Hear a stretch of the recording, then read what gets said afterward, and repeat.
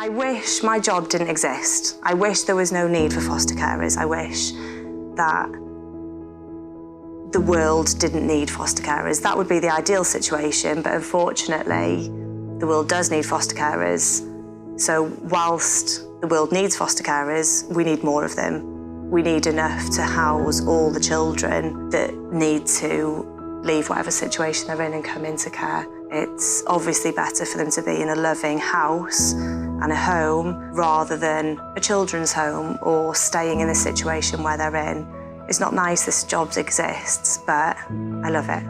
I think anyone should give it a go. If you're having the thoughts about doing it, then there's a reason, there's something there, there's a reason that you're thinking about doing it. So I think you should do it. I think you should do the research and check it works for you and your family and your situation and home life.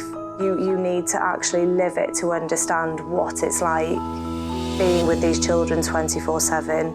And once you've done your research, and if it works for your family, I think do it without doubt. It's so rewarding, it's amazing.